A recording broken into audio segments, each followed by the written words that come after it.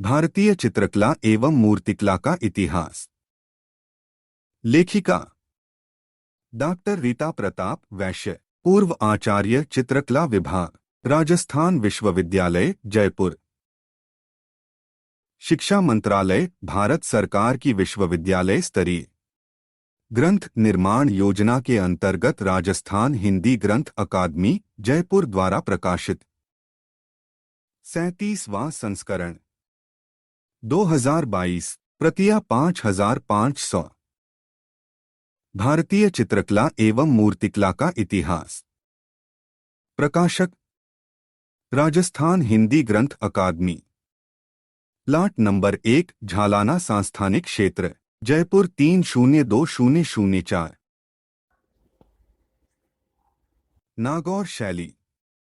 प्राचीन काल से ही कला इतिहास में सांस्कृतिक समन्वय की दृष्टि से मारवाड़ का नागौर भूखंड विशेष प्रसिद्ध रहा है, जिसे पुराकाल से नागपुर, अहिपुर, भुजंगनगर, अहिच्छत्रपुर आदि नामों से संबोधित किया जाता रहा है।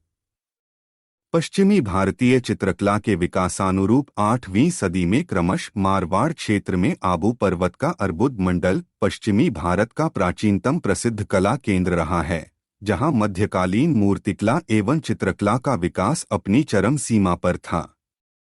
इसी संदर्भ में नागौर क्षेत्र के राजमार्गों, स्मारकों तथा प्रासादों का विस्तार दिखाई देता है। यद्यपि भारत में मुसलमानों के आगमन के पश्चात मारवाड़ के नागौर भूखंड को भी काफी क्षति उठानी पड़ी, किंतु इन्हीं मुस्लिम शासकों ने जैन मंदिरों तथा संस्कृति के विस्तार में दीन-ए-इलाही धर्म में आस्था रखते हुए तत्कालीन हमिद दिन सूफी मत के अनुकरण में जैन मंदिरों के ग्रंथ भंडारों की अभिवृद्धि की, जिसका संदर्भ संवत 1541 में रचित धर्म संग्रह श्रावणदार में विस्तार से मिलता है। यही नहीं, 12वीं शताब्दी में भारतीय कला परंपरा में अनेक जैन धर्मावलंबियों का योगदान भी रहा। उनमें खतरगच्छ साधुओं द्वारा चित्रित कराई गई काष्ठ पट्टिकाएं विशेष रूप से उल्लेखनीय हैं। इनके मध्य सचित्र ग्रंथों को सुरक्षित रखा जाता है। पूर्व मध्यकालीन चौहान साम्राज्य के अंतर्गत नागौर ही खतरगच्छों का उत्कृष्ट कला केंद्र रहा है, जहां इस युग की अनेक चित्र पट्टिकाएं उपलब्ध हुई हैं। इसी काल में यहां महान जैनाचार्य वादिदेव सूरी हुए, जिनसे संबंधित चित्रित काष्ठ पट्टिकाएं पहले जैसलमेर ज्ञान भंडार में थीं, किंतु अब कोलकाता के चुन्नीलाल नवलखा के संग्रह में सुरक्षित हैं। इन पट्टिकाओं की कला तत्कालीन संदर्भों में विशेष आकर्षक रही है। यही नहीं, 15वीं सदी में यहाँ पांडव चरित्र नामक सचित्र ग्रंथ भी चित्रित होने के आधार मिलते हैं, जो यहाँ के जैन केसरियानाथ भंडार, जोधपुर में सुरक्षित हैं। यह सचित्र ग्रंथ सुल्तान शम्स खां के शासनकाल में सन 1468 में चित्रित हुआ। इसके प्रारंभ के 2 एवं अंत के 2 चित्रों में तत्कालीन अपभ्रंश एवं पश्चिमी भारतीय चित्रण परंपरा में विस्तार के साथ ही 16वीं सदी के अफगानी पगड़ी के आधार भी दर्शाए हैं। इसके अतिरिक्त सन 1551 ईस्वी में यही चित्रित कल्पसूत्र भी अपभ्रंश शैली के विकास को दर्शाता है। स्थापना। नागौर की स्थापना सपादलक्ष के चौहानों ने की। मुस्लिम काल में मोहम्मद गजनी ने इसे स्वतंत्र राज्य घोषित किया। से बाहर जाने एवं मुगल दरबार में नागौर का महत्वपूर्ण स्थान होने के कारण नागौर चित्रण नागौर मारवाड़ का महत्वपूर्ण ठिकाना रहा है। फिर भी कई बार मारवाड़ की सीमा शैली में मारवाड़ चित्र शैली से कुछ भिन्न तत्व भी दिखलाई पड़ते हैं, परंतु उस शैली पर मारवाड़ प्रभाव को देखते हुए इसे मारवाड़ शैली का विस्तार ही मानना उचित होगा। जोधपुर और बीकानेर के बीच स्थित नागौर के लिए मुगलों और राजपूतों में बराबर संघर्ष एवं सांस्कृतिक उलट-फेर होता रहा। अंततोगत्वा जोधपुर के शासक अजीत सिंह 1707 से 24 ईस्वी ने अपने छोटे पुत्र बख्त सिंह को नागौर का अधिकार सौंपकर उसे अलग राज्य बना लिया। चित्र। यूं तो नागौर शैली के लघु चित्र बहुत कम मिलते हैं, किंतु मुगल, जोधपुर, बीकानेर शैली के प्रभाव के कारण उनकी पहचान की समस्या बनी रहती है। नागौर से मिलने वाले सभी चित्र प्राय सन 1700 से 1750 ईस्वी में मध्य के हैं और इसी दृष्टि से नागौर शैली का विकास भी 18वीं शताब्दी के प्रारंभ से माना जाता है। नागौर शैली के चित्रों में जोधपुर, बीकानेर, अजमेर, मुगल और दक्षिण चित्र शैली का मिलाजुला प्रभाव है। औसत आकार की अपेक्षाकृत भारी आकृतियां, गोल मांसल चेहरा, छोटी आंख, चपटा ढलवा ललाट, नीचे की ओर लटकती सफेद मूछें, वृद्धों की झुकी कमर, शिथिलता तथा परदास से बनाई चेहरे की झुर्रियों का चित्रण उक्त पूर्व विवेचित चित्रों की परंपरा में है। नागौर शैली में बुझे हुए रंगों का अधिक प्रयोग हुआ है। पारदर्शी वेशभूषा नागौर शैली की निजी विशेषता है, जिसमें रेखाएं बारीक एवं प्रवाहमय हैं। Doctor R.A. अग्रवाल के अनुसार राष्ट्रीय संग्रहालय, नई दिल्ली एवं भारत कला भवन, वाराणसी के संग्रहों में नागौर शैली के कई चित्र हैं। फिर भी कुल मिलाकर नागौर शैली के लेखयुक्त चित्र की मात्रा कम ही है। सन 1725 से 50 ईस्वी के मध्य बने नागौर के चित्रों की संयोजन की विविधता मिलती है तथा पृष्ठभूमि सादी न होकर वास्तु एवं वृक्षयुक्त चित्रित हुई है। वृद्धावस्था के चित्रों को नागौर के चित्रकारों ने अत्यंत कुशलतापूर्वक चित्रित किया है। सन 1720 ईस्वी का ठाकुर इंद्रसिंह का चित्र इस शैली का उत्कृष्ट चित्र है। चित्र 49। नागौर के चित्रकारों के बारे में लेख नहीं मिलने से निश्चित जानकारी नहीं होती। सर कावसजी जहांगीर संग्रह, मुंबई में चित्रकार गंगाराम के बनाए 2 चित्र हैं। इनमें 2 वृद्ध व्यक्तियों के मिलने का दृश्य है। वृद्धावस्था से झुकी कमर, शिथिलता एवं चेहरे की झुर्रियों का अत्यंत सुंदर चित्रण है। दाईं ओर के व्यक्ति की नीचे की ओर मूछें, लंबी नाक, ढोलकनुमा पगड़ी आदि का चित्रण नागौर के चित्रों के निकट है। नागौर के चित्रकार गंगाराम की शैली से प्रभावित रहे हों, यह संभव है। यह कला शैली प्राचीन लघु चित्रों से अपनी श्रृंखलानुसार बख्त सिंह के काल में निर्मित नागौर किले के राजप्रासादों एवं मंदिरों में निर्मित भित्तिचित्रों के विविध स्वरूपों का विस्तार स्पष्ट करती है। ऐसे ही अनेक उदाहरणों में बादल महल, शीश महल में 18वीं सदी के मध्य बने चित्रों में राजसी ठाठ बाट और जन जीवन का मिश्रित स्वरूप दर्शनीय है। प्राकृतिक परिवेश का चित्रण भी नागौर के परिदृश्य के अनुकूल हुआ है। नागौर के चित्रों की शैली उत्कृष्ट थी। यद्यपि हमें बहुत अधिक संख्या में चित्र नहीं मिलते, इसलिए हम किसी निष्कर्ष पर नहीं पहुंच सकते हैं। फिर भी सभी चित्रों की बढ़िया तैयारी, सशक्त, प्रवाहमय महीन रेखाएं, कुशल संयोजन, सफल भावाभिव्यक्ति एवं स्वाभाविकता को देखते हुए यह कहा जा सकता है कि यहाँ परिपक्व चित्र शैली पनपी थी। बड़ी संख्या में प्रकाशित शबीहों एवं संग्रहों में नागौरी शबीहों को देखते हुए यह प्रतीत होता है कि नागौर में मुख्य रूप से शबीहों का चित्रण हुआ है। नागौर में शबीहों, दरबार के दृश्यों के अलावा अन्य विषयों पर लघुचित्र बने होंगे। इस प्रकार नागौर शैली के चित्रों के विस्तृत अध्ययन की और आवश्यकता है। हाड़ौती शैली। चौहान वंशीय हाड़ाओं का प्रसार और प्रताप बूंदी, कोटा, झालावाड़ क्षेत्र में रहा, इसलिए यह हाड़ौती क्षेत्र कहलाता है। ऐतिहासिक दृष्टि से यह क्षेत्र कलात्मक दाय का गढ़ रहा है। हाड़ौती की चित्रकला का इतिहास राजस्थानी चित्रकला के अनुकूल ही हुआ है। बूंदी शैली, कोटा शैली, झालावाड़ शैली एवं अन्य ठिकानों की कला को हम हाड़ौती शैली के साथ रख सकते हैं। 13वीं सदी में अपने चरमोत्कर्ष पर आरूढ़ बूंदी शैली के पीछे एक इतिहास है। 17वीं सदी के प्रारंभ में मेवाड़ स्कूल एवं मुगल शैली से प्रभावित होती हुई अपनी मोहक प्राकृतिक देन के कारण कला प्रेमी राजाओं के आश्रय में बूंदी शैली परिपोषित हुई। अन्य स्थानों की भांति राव छत्रसाल ने प्रसिद्ध रंग महल बनवाया, जो सुंदर भित्तिचित्रों से सुसज्जित है। समय समय पर बूंदी शैली के चित्रों के माध्यम से इतना चित्रण हुआ है कि आज संसार भर के संग्रहालयों में बूंदी के चित्रों का बाहुल्य है। 14वीं सदी के मध्य सन 1398 ईस्वी में राव देवा के समय बूंदी की चित्रकला का शुभारंभ हुआ। राव सुरजन 1554 से 1585 ईस्वी के समय में यह मेवाड़ शैली से पूर्ण रूप से प्रभावित थी। राव सुरजन के पौत्र राव रतन 1607 से 1613 ईस्वी और राव रतन के पौत्र शत्रुशाल 1631 से 1658 ईस्वी ने अपने राज्य में अनेक कलाकारों को प्रश्रय देकर बूंदी कलम को बढ़ावा दिया। उनके पुत्र भावसिंह के दरबार में मतीराम जैसे कवि रहे। भावसिंह के पुत्र अनिरुद्ध सिंह दक्षिण की लड़ाई में अधिक रहे, अत बूंदो कलम पर दक्षिणी प्रभाव भी दर्शनीय है। 17वीं सदी के मध्य राजा उम्मेद सिंह के काल में 1748 से 1771 ईस्वी बूंदी शैली में नवीन मोड़ आया, जिसमें भावनाओं की सरलता, प्रकृति को विविधता, पशु पक्षियों तथा सतरंगे बादलों, जलाशयों का चित्रण बहुलता से हुआ। राव राजा विष्णु सिंह के समय में 1773 से 1821 ईस्वी भी यह क्रम चलता रहा और बाद में कंपनी शैली के प्रभाव के कारण बूंदी शैली की भी अवनति होती चली गई।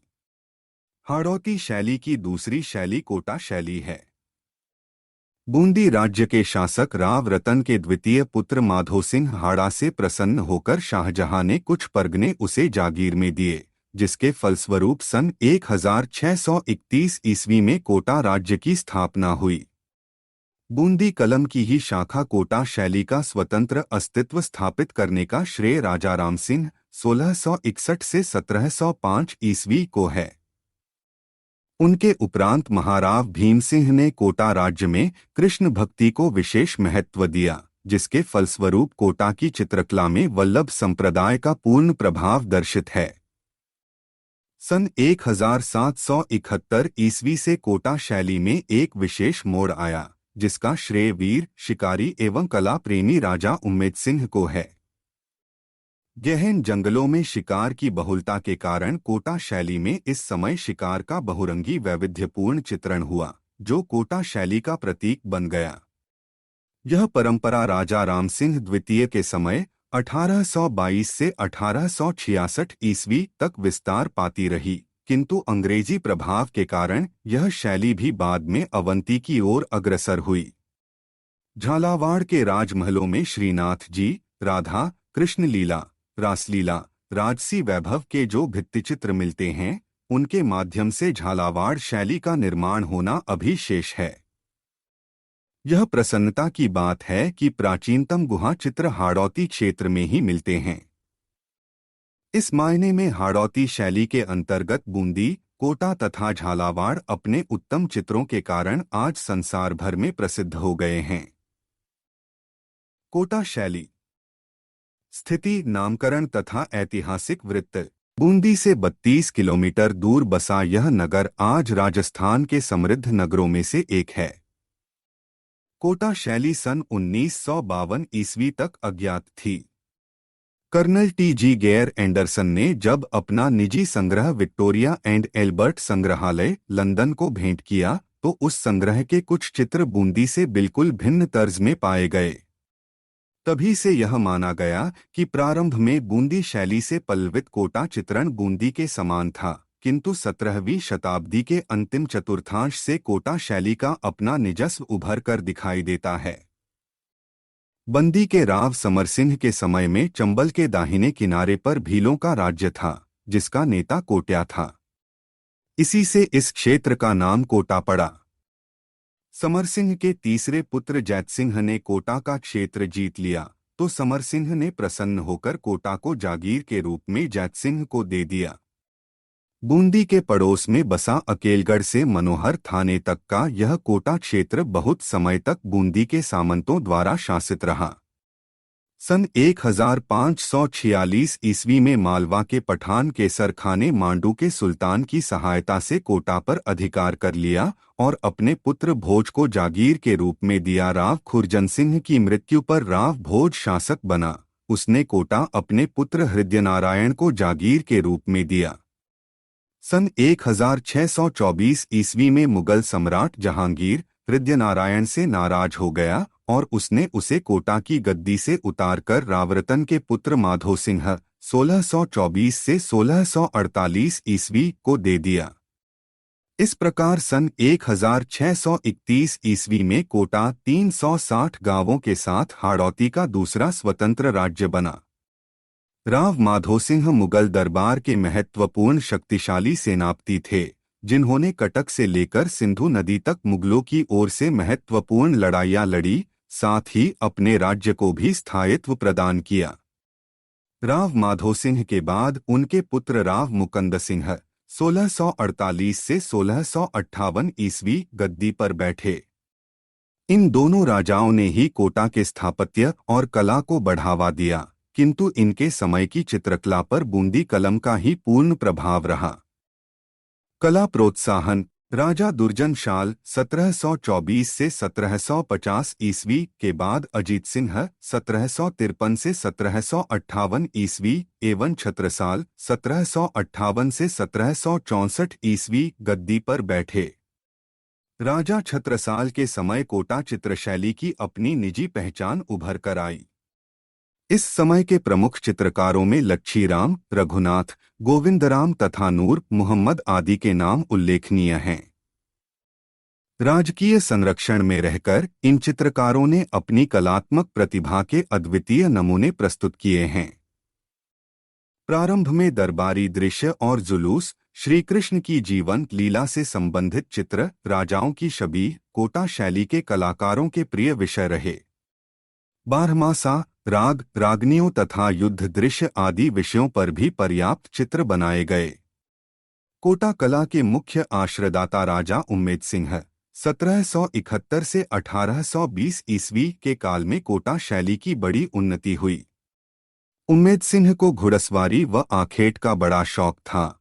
उम्मेद सिंह कोटा झालावाड़ मार्ग पर स्थित सघन वनों में शिकार करने जाया करते थे। उनके समय के चित्रकारों ने उनकी रुचि के अनुसार शिकार के चित्रों की भरमार लगा दी। चित्र 50। राजमहल की भित्तियों पर भी शिकार के सुंदर चित्र कोटा की ठेठ शैली में बने हैं। आखेट के कई चित्र प्राप्त हैं, जिनमें पेड़ पौधों, चट्टानों, वन्य पशु पक्षी आदि के भव्य दृश्य अंकित किए गए हैं। इस काल में राग रागिनी से संबंधित कई चित्र राज्य संग्रहालय के संकलन में हैं।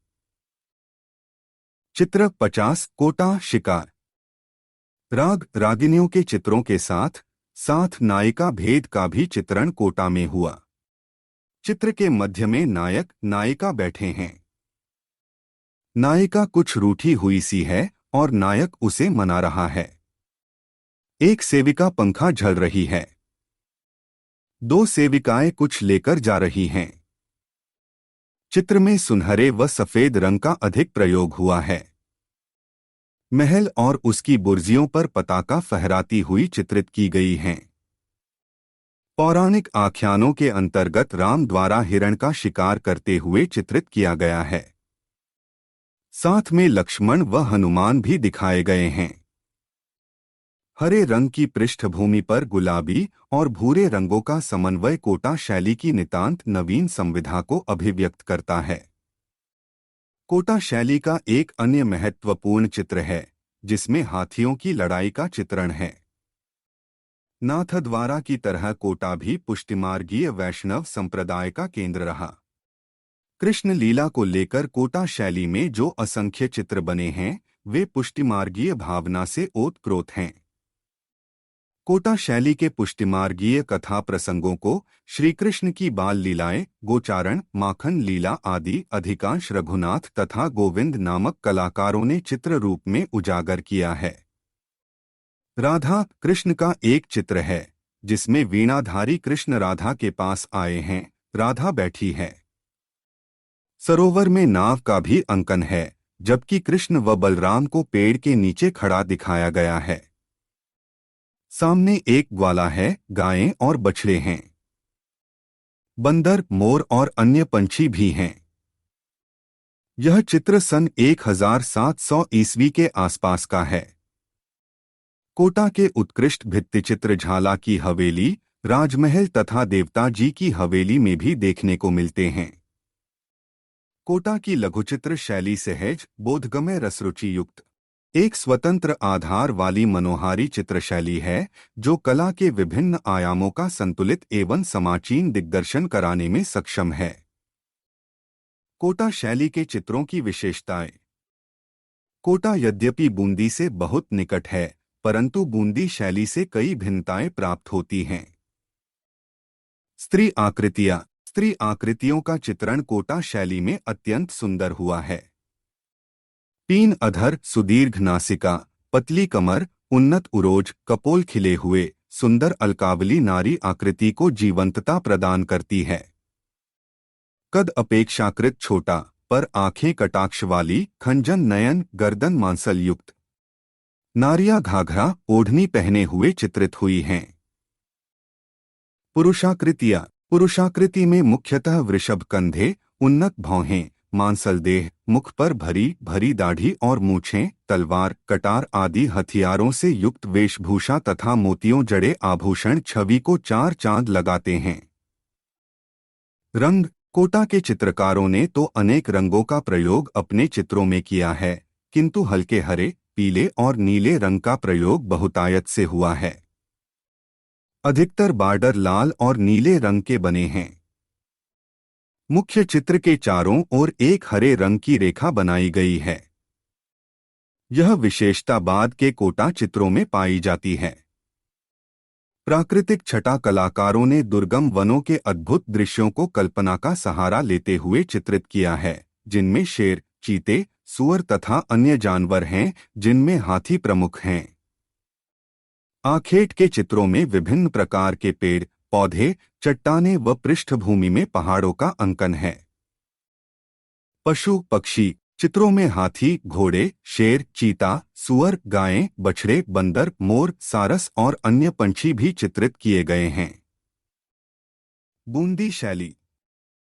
बूंदी की स्थिति, नामकरण एवं ऐतिहासिक वृत्त। राजस्थान के दक्षिण पूर्व में 25 डिग्री और 26 डिग्री अक्षांश तथा 75 डिग्री 15 इंच और 76 डिग्री 19 इंच दक्षिण देशांतर पर भूतपूर्व बूंदी राज्य स्थित है। इसके उत्तर में जयपुर और टोंक, पश्चिम में उदयपुर और दक्षिण एवं पूर्व में कोटा राज्य स्थित हैं। बूंदी राज्य का क्षेत्रफल करीब 2220 वर्ग मील है। पहले यह हर राजाओं का घर एवं राज्य था तथा इसे हाड़ौती कहा जाता था। बूंदी राज्य की राजधानी जिस कस्बे में स्थित थी, उसको राजा रावदेव ने सन 1342 ईस्वी में बसाया था। उसके बाबा का नाम बूंदा था, उन्हीं के नाम पर इसका नाम बूंदी रखा गया। पहाड़ियों पर बसा बूंदी शहर समुद्री सतह 1400 फुट ऊंचा है। इसी कस्बे में चित्रकार अपनी कल्पना को चित्रों के रूप में सजाते थे। जो चित्र यहाँ सृजित हुए, उनकी एक स्पष्ट निजी शैली है, जिसे विद्वानों ने बूंदी शैली नाम दिया। इस शैली का उद्भव एवं विकास राजस्थान के दक्षिण पश्चिम में कोटा से 20 मील दूर बूंदी की छोटी रियासत में हुआ, जो पर्याप्त ऐतिहासिक महत्व का स्थान रहा है। यहाँ के राजाओं की वीरता, न्याय, प्रियता तथा राष्ट्रप्रेम सर्वत्र आदर की दृष्टि से देखा जाता है। बूंदी के राजाओं ने कविता, कला, संगीत तथा शस्त्र विद्या में पर्याप्त उन्नति की थी, जिसके उदाहरण आज तक दृष्टिगोचर होते हैं। राजस्थानी लघु चित्रकला की चरमोन्नति यहाँ के राजाओं के आश्रय में हुई। इसके प्रमाण यहाँ के सरस्वती भंडार में सुरक्षित वे अभिलेख हैं, जो कला के क्षेत्र में अपनी समानता नहीं रखते। इनकी शैली, भावचित्रण विशेष मर्यादा का द्योतक हैं। बूंदी में अन्य प्रांतों की भांति मुगल चित्रों की नकल नहीं की मौलिक कल्पना शैली का आश्रय लिया गया है। वरन बूंदी सुरजनहाड़ा के शासन 1554 से 1587 ईस्वी काल से पूर्व मेवाड़ राज्य का ही एक अंग था। अतः यहाँ की चित्रकला का मेवाड़ चित्रकला से प्रभावित होना स्वाभाविक था। सन 1561 ईस्वी में सुरजन सिंह ने ज्यों ही मुगल सम्राट अकबर की दास्तां स्वीकार की, उसके बदले सुरजनहाड़ा को चुनार की जागीर मिली। उसके पौत्र राव रतन सिंह 1607 से 1631 ईस्वी को जहांगीर ने सर बुलंदराय की पदवी देकर सम्मानित किया तथा हाड़ा मुगल संबंधों को दृढ़ बनाया। 162 राव रतन के पौत्र शत्रुशाल 1631 से 1658 ईस्वी ने अपने राज्य में अनेक कलाकारों को आश्रय दिया। उनके पुत्र भावसिंह 1658 से 1681 ईस्वी की कलाप्रियता ने बूंदी निवासियों को संगीत, काव्य और चित्रकला से परिप्लावित कर दिया। भावसिंह के आश्रय में मतीराम जैसे कवि रहे, जिन्होंने ललित ललाम और रसराज की रचना कर कला प्रेमियों तथा कलाकारों को प्रभावित किया। भावसिंह तथा उनके पुत्र अनिरुद्ध सिंह ने मुगल शासन के निर्देशों से दक्षिण के युद्धों में भी भाग लिया, जिससे बूंदी शैली में दक्षिण शैली का प्रभाव समाविष्ट हुआ। राव बुद्ध सिंह 1651 से 1731 ईस्वी के समय में सन 1731 ईस्वी में राव भीम सिंह कोटा ने बूंदी को अपने अधीन कर लिया, किंतु मराठों की सहायता से राव उम्मेद सिंह ने सन 1748 ईस्वी में उसे स्वतंत्र करा लिया। राव उम्मेद सिंह का जंगली सुअर का शिकार करते हुए यूंदी शैली का सन 1750 ईस्वी का उत्कृष्ट चित्र है। चित्र 51 17वीं सदी में बूंदी में उत्कृष्ट चित्र बने थे। बूंदी शैली के प्राचीन चित्रों में 2 चित्र आर्चर महोदय ने प्रकाशित किए, जो राजा शत्रुशाल छत्रसाल के समय के हैं।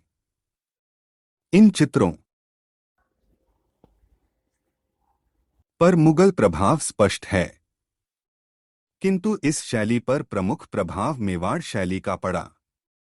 मेवाड़ राजस्थान का प्राचीनतम चित्रकला का केंद्र था, जिसके संबंध बूंदी से सन 1660 ईस्वी के बाद काफी अच्छे हुए और तत्पश्चात बूंदी की राजकुमारी मेवाड़ के राजा जयसिंह को ब्याही गई। इस शैली के चित्रों का अध्ययन बहुत से मूर्धन्य विद्वानों ने किया, जिनमें डॉक्टर मोती चंद्र, डॉक्टर प्रमोद चंद्र, श्री कार्ल खंडालावाला, श्री रायकृष्ण दास, श्री वाचस्पति गैरोला, श्री आर्चर, डॉ आनंद कृष्ण प्रमुख हैं। उनके द्वारा जो तिथिकरण हेतु मानक बनाए गए हैं, चित्र तिथि के साथ प्रकाशित किए गए हैं, उसी के आधार पर संग्रहालय के चित्रों का वर्गीकरण किया गया। राज्य संग्रहालय लखनऊ के चित्र संकलन में बूंदी शैली के चित्र हैं। इन चित्रों में बूंदी शैली के लगभग प्रत्येक विषय के चित्रों का प्रतिनिधित्व होता है। सबसे प्राचीन चित्र व एक मायने में उत्कृष्ट चित्र सन 1660 ईस्वी का है। सन 1660 ईस्वी से लेकर सन 1850 ईस्वी तक के बने चित्र संग्रह में रसिकप्रिया पर बने 7 चित्र, 9 चित्र राग रागिनी के, जबकि अवशिष्ट चित्रों में शबीह, पौराणिक आख्यान, पशु पक्षियों के चित्र आदि हैं। अधिकतर चित्र सन 1775 से 1800 ईस्वी के बीच के बने हैं। कुछ प्रतिनिधि चित्रों को विवरण के साथ प्रस्तुत किया जा रहा है। बूंदी शैली का एक संपूर्ण बारहमासा है, जिसमें चैत्र से लेकर फाल्गुन मास तक का चित्रण है। इन चित्रों में नायक कृष्ण हैं। यद्यपि बूंदी में ऐसे भी चित्र बने जिनमें राजा को नायक के रूप में भी दर्शाया गया है। इन चित्रों के पीछे केशवदास द्वारा कविप्रिया में रचित बारहमासा का दोहा व छंद लिखे हैं। केशव के अतिरिक्त अन्य संकलनों में मिले बारहमासा के चित्रों पर कई अन्य कवियों के कवित्व भी मिले हैं, यथा आनंदराम, काशीराम, रामकिशन आदि कवियों के नाम मिलते हैं। इसके साथ ही कवि केशवदास द्वारा रचित रसिक प्रिया के आधार पर बने चित्र भी संकलन में हैं। एक चित्र में उमा महेश्वर के पूजन का दृश्य है। एक स्त्री हाथ जोड़कर पूजा कर रही है। 2 अन्य स्त्रियां हैं, जिसमें से एक स्त्री हाथ में प्याला व गड़वा लिए पूजा स्थल की ओर जा रही है, जबकि दूसरी दरवाजे पर खड़ी है। चतुर्भुजी शिव के साथ उमा बैठी है, जो बरगद के पेड़ के नीचे बने चबूतरे पर कमलासन पर विराजमान है। नीचे वृषभ व शेर बैठा है। एक अन्य चित्र कृष्ण के बंशी वादन का है, जो सन 1775 ईस्वी का है। कृष्ण यमुना पार हैं। गोपियां गोकुल में अपने घरों से झांक रही हैं। गायें व गोप वापस लौट रहे हैं। प्रकृति के चित्रण में आजकल के आधुनिक चित्रों के बीज पाए जाते हैं। सन 1700 ईस्वी का चित्र हिंडोली रागिनी का है। बिलाबल का रूप कथन जिसका दोहा दिया है। बिलाबल संकेत की दोषी चित्त उदार। कुंज वाद्य की लहर में विकल भई है नार। चित्र में पेड़ों की पत्तियों का अच्छा अंकन है। बिलाबल के लिए दर्पण का अंकन होता है, परंतु यहाँ नहीं है। यह विषय बूंदी चित्रकारों में अत्यधिक प्रचलित रहा है। बूंदी शैली के चित्रों की विशेषताएं। बूंदी शैली के चित्र अपनी निजी विशेषताओं के कारण प्रसिद्ध हैं और राजस्थानी कला शैलियों में अपनी मौलिकता के कारण चर्चित हैं। चित्रों के विषय। बूंदी चित्रकारों ने विशेष रूप से नायक, नायिका, बारहमासा, ऋतु चित्रण, भागवत पुराण पर आधारित कृष्ण लीला एवं रीतिकालीन कवियों की रचनाओं से संबंधित कई चित्र बनाए। दरबारी दृश्य, अंतःपुर या रनिवास के भोग विलास युक्त जीवन, शिकार, होली, फूंदी, तीज, दशहरा, सवारी, युद्ध, आखेट व्यक्ति चित्र आदि भी चित्रित किए हैं। पशु पक्षी। पशु पक्षियों का ज्यादातर चित्रण यथार्थ, सशक्त और सजीव रूप से हुआ है। दौड़ते सिंह, चिंघाड़ते व जलक्रीड़ा में रथ हाथी, भवनों में पालतू मृग, उछलते बंदर, सर्प, बछड़े, गिलहरियां, फलों को कुतरते शुक, सरोवर में क्रीड़ा करती बत्तखें, बगुलों की पंक्तियां, तालाब के किनारे पर खड़े सारस, मिथुन और कुहकहे मयूर व ऊंचे अड्डों पर बैठे कबूतर व चातल। रंग। बूंदी शैली के चित्रों में नारंगी एवं हरे रंग की प्रधानता है। इसके अलावा पीला, प्योड़ी, लाल, सिंदूर तथा सिंगरफ, हरा, जंगाल, सफेद, सफेदा, काला, काजल, नीला, नील तथा लाजवद, गेरू, हिरौंजी तथा रामरज हैं। बूंदी शैली के चित्रों में सोने तथा चांदी के रंगों का प्रयोग वेशभूषा, शैया एवं पात्रों में अलंकरण दर्शाने हेतु किया है। परिप्रेक्ष्य। भवन आदि के रेखांकन में साधारण दार्ष्टिक परिप्रेक्ष्य दिखाई पड़ता है। आलेखन को ज्यादा महत्व देने के कारण बूंदी कला में परिप्रेक्ष्य का महत्व गौर रहा है। पोशाक तथा आभूषण। बूंदी शैली के चित्रों में पुरुषों को चौकोर लंबा चक्रदार जामा व चुन्नटदार पायजामा, कमर पर मुगल शैली में प्रचलित लंबा एवं संकरा पटका और सिर पर अटपटी पगड़ी बांधे चित्रित किया है। आभूषणों में गले में मोतियों की माला, हाथों में कड़े व कानों में बुंदे एवं अन्य जड़ाऊ आभूषण पुरुषों के शरीर पर दिखाई देते हैं। स्त्री आकृतियों को प्राय काले रंग के लहंगे, लाल सुवर्ण आलेखनयुक्त पारदर्शी चुनरी व धवल कंचुकी पहने दर्शाया है। आभूषणों में सिर पर बोरला, गले में कंठी, नाक में छोटे छोटे मोती, अंगुलियों में हाथफूल, ललाट के नीचे लटकती जड़ाऊ बिंदी, अलंकारों में बाहुओं के नीचे तक झूलते सुनहरी झुमके विशेष हैं। आकृतियां। स्त्री आकृतियां साधारण रूप से लंबी स्फूर्ति से भरी हुई इखरी बन वाली। स्त्रियों की मुखाकृति में पतले अधरों की हास्य छटा विचित्र प्रकार का सौंदर्य दर्शाती है। अधरों को एक काली पतली रेखा से विभाजित किया है। पटोल परवल की फाक के समान उन्मीलित भावपूर्ण नेत्र, नुकीली नासिका, मुख गोलाकृति लिए हुए, दुहरी एवं कुछ आगे निकली ठुड्डी, पीछे की ओर जाता हुआ ललाट, लंबी बाहें और मेहंदी की लालिमा से युक्त अंगुलियां हैं। वेणी पृष्ठ भाग से नीचे झूलती दिखाई देती है, जिसमें 1 या 3 फुंदने लटके रहते हैं। पुरुष आकृतियां लंबी, पुरुषत्व को प्रदर्शित करती हुई। भरा हुआ मुख, बड़ी मूछें, गोलाकार ललाट, अधर स्त्रियों जैसे अरुण, चिबुक छोटी, कपालों तक नीचे उतरती जुल्फें। भवन। बूंदी शैली के चित्रों में समसामयिक पद्धति के भवन बनाए गए हैं। श्वेत रंग भवनों के चित्रण के लिए प्रयोग किया गया है, जिस पर विविध आलेखन दर्शित हैं।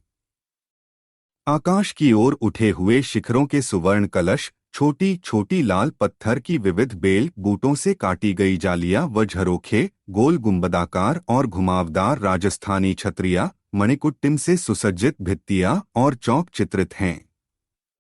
भवनों के साथ बरामदे तथा चबूतरे, उद्यानों की मुख्य भूमि में पौधों की पुष्पित पंक्ति, रेशमी लाल हरे पर्दे व पालतान, केलों के कुंजों से ढके भवनों के कलेवर, भवनों के बीच उछलते फव्वारे, खस की टाटियां व कहीं कहीं द्वार पर चिक एवं विविध रंग के बिछौने वैभव को दर्शाते हैं। हाशिए। बूंदी के चित्रों में हाशिए लाल, हिंगुल में या पीले व हरे रंगों में हैं, जिनमें बाहर और भीतर स्वर्ण रेखाएं बनाई गई हैं। छाया प्रकाश। बूंदी शैली के चित्रों में सुकोमल छाया प्रकाश के प्रयोग से चेहरों पर गोलाई लाने का सफल प्रयास किया गया है। छाया दर्शाने के लिए महीन तथा पास कोमल काली तिरछी रेखाओं या खत परदास का प्रयोग मानवाकृतियों के आंगिक उभार दर्शाने के लिए किया गया है। रेखाएं। चित्रों की रेखाएं कोमल, गतिपूर्ण एवं भावप्रधान हैं। प्रकृति चित्रण। सघन प्राकृतिक सुषमा बूंदी शैली के चित्रों की मुख्य विशेषता है। केलों के कुंजों, कदली, केली व ताड़ के वृक्षों का जमघट, कहीं कहीं वृक्ष लाल पीले पुष्पों से पुष्पित तो कहीं लतिकाओं से आच्छादित बनाए गए हैं। जल की चंचल लहरों को प्रायः गहरी पृष्ठभूमि पर सफेद रंग से लहरदार रेखाओं के द्वारा बनाया गया है। कहीं कहीं ये लहरें चांदी के रंग से चित्रित हैं। पशु पक्षियों को भी प्राकृतिक परिवेश के साथ चित्रित किया गया है। आकाश का वर्ण विधान बूंदी चित्र योजना की मुख्य विशेषता है। चित्रकार ने आकाश में बादलों को लाल तथा सुनहरे रंगों से इंद्रधनुषी जैसी आभा बिखेर दी है। कहीं कहीं बादलों के साथ वक्र पंक्तियां मेघाच्छादित आकाश की शोभार्थ प्रयोग में लाई गई हैं, तो कहीं चंद्र तारों युक्त आकाश चित्रित है। पृष्ठभूमि में अधिकांश वनस्पति से आच्छादित टीले छाया प्रकाश से संयोजित किए गए हैं, जो बूंदी की स्थानीय प्रकृति का प्रभाव दर्शाते हैं। झालावाड़ शैली। हाड़ौती शैली के अंतर्गत झालावाड़ शैली की चित्रकला का भी स्थान है। यद्यपि झालावाड़ शैली पर कोटा शैली का पूर्ण प्रभाव है, किंतु झालावाड़ लघु चित्रों में कहीं कहीं अलग विशिष्टताएं दृष्टिगोचर होती हैं, जिसके कारण इसे पृथक नाम दिया जा सकता है। सन 1838 ईस्वी में महाराव राम सिंह की सलाह से पुराने कलह को समाप्त करने के लिए कोटा रियासत की निजामते एवं चौमहला की पुरानी जागीर अलग कर राजराणा जालिम सिंह झाला पौत्र मदन सिंह झाला को दे दी गई, जिससे झालावाड़ स्टेट की नींव पड़ी। उनके पूर्वज गुजरात के हलवद नामक स्थान से अपना भाग्य आजमाने कोटा आए। महाराव भीम सिंह कोटा के झाला सरदार माधो सिंह को नानता की छोटी सी जागीर देकर अपनी सेवा में लिया। इनके प्रपौत्र जालिम सिंह झाला ने कोटा महारावों की 4 पीढ़ियों अर्थात महाराव शत्रुशाल प्रथम, गुमान सिंह, उम्मेद सिंह और किशोर सिंह के राज्यकाल में बहादुरी, दूरदर्शिता और कूटनीति पूर्वक फौजदार तथा दीवान के पद पर कार्य कर कोटा साम्राज्य को शक्तिशाली एवं समृद्धशाली बनाया। महाराव किशोर सिंह के समय से ही महाराव जी राजराणा जालिम सिंह झाला का प्रभाव कम हो गया और अंत में महाराव राम सिंह को मजबूर होकर कोटा साम्राज्य का कुछ भाग देकर झाला परिवार से पीछा छुड़ाना अनिवार्य हो गया। महाराव जालिम सिंह झाला कला में अत्यंत निपुण थे। यूं तो झालरापाटन प्राचीन समय से ही अत्यंत समृद्ध ऐतिहासिक नगर रहा है। उनके काल में अनेक समृद्ध कलात्मक लघु चित्र मिलते हैं। ब्रिटिश शासन में रियासत बनाने के बाद झालावाड़ नगर की अलग से स्थापना की गई तथा यहाँ अनेक मंदिरों तथा महलों का निर्माण कराया गया। ये महल आजकल सरकारी कार्यालय बने हुए हैं तथा इनके भित्तिचित्र अलमारियों के पीछे दबा दिए गए हैं। झालावाड़ दरबार के निजी संग्रह में सुरक्षित कुछ चित्रों में झालावाड़ शैली के कलात्मक चित्रों का ज्ञान प्राप्त होता है, जो बूंदी और कोटा शैली से प्रभावित प्रतीत होते हैं। पुलिस कार्यालय में अलवर के महाराजा जयसिंह का चित्र इस कथन का साक्षी है। एक कमरे में झालावाड़ के राजाओं और सामंती परिवेश के चित्र करीने से बने हुए हैं। जिनमें राजसी वैभव का उत्तम चित्रांकन है। एक कमरा श्रीनाथ जी को समर्पित है। श्रीनाथ जी एवं मथुरेश जी की लीलाओं का अंकन देखते ही बनता है। अन्य कमरे में मिले जुले चित्र हैं तथा बेल बूटों का ज्यामितिक अंकन उत्तम है। छत पर शीशों की जड़ाई का कार्य भी अत्यधिक लुभावना और सतरंगा है। एक कमरे के ताक में राम दरबार का चित्र अत्यधिक मनोहारी बना हुआ है। यह निश्चित ही है कि कोटा के कलाकारों ने ही आकर इन भित्तिचित्रों को बनाया होगा। झालावाड़ दरबार के निजी संग्रह में कुछ एक लघुचित्र मिलते हैं जिनके आधार पर वहां की कला का समय निर्धारण होना चाहिए।